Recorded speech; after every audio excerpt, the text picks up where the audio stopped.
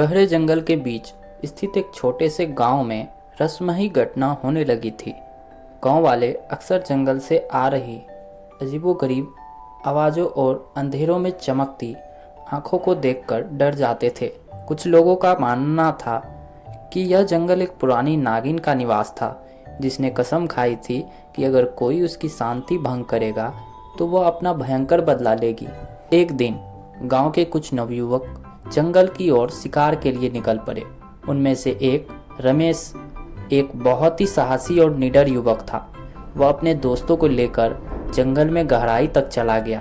तभी अचानक उन्हें एक रहस्यमयी आवाज़ सुनाई दी। जैसे ही वह उस आवाज़ के स्रोत की तरफ बढ़े, उन्होंने एक विशाल हरी नागिन को देखा जो अपने फन फैलाए हुई थी।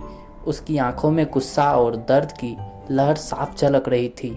रमेश और उसके दोस्त डर के मारे कांपने लगे, लेकिन रमेश ने अपनी बहादुरी दिखाते हुए तीर चलाने का फैसला किया।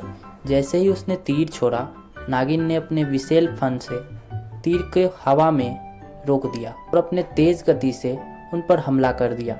रमेश के साथी डर के मारे भाग खड़े हुए, लेकिन रमेश फंस गया। नागिन ने उसे अपने फन से घेर लिया और उसे चेतावनी दी, तुमने मेरी शांति भंग की है और अब तुम्हें इसका परिणाम भुगतना होगा। रमेश ने डरते हुए कहा, हे देवी, कृपया मुझे माफ कर दो, मैंने अनजाने में आपकी शांति भंग कर दी। नागिन की आंखों में अचानक एक चमक आई। उसने कहा, तुम्हें मुझसे माफ़ी तब मिलेगी जब तुम मेरे मृत साथी नाग को इंसाफ दिलाओगे। गांव के सरपंच ने मेरे साथी को मार डाला और मैं तब तक चैन से नहीं रहूंगी जब तक उसे सज़ा नहीं मिलती। रमेश ने नागिन से वादा किया कि वह गांव लौटकर सरपंच के कृत्य को उजागर करेगा।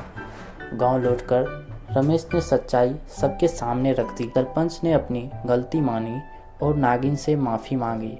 नागिन ने सरपंच को माफ़ कर दिया, लेकिन शर्त रखी कि वह जंगल की रक्षा का वचन दे और वहाँ के जीवों को कभी कोई नुकसान न पहुँचाए। गांव के लोगों ने जंगल को संरक्षित करने का प्रण ले लिया और नागिन ने भी अपना बदला पूरा होने पर जंगल की शांति बनाए रखी। इसके बाद गांव और जंगल के बीच एक अनूठा तालमेल बन गया, जहां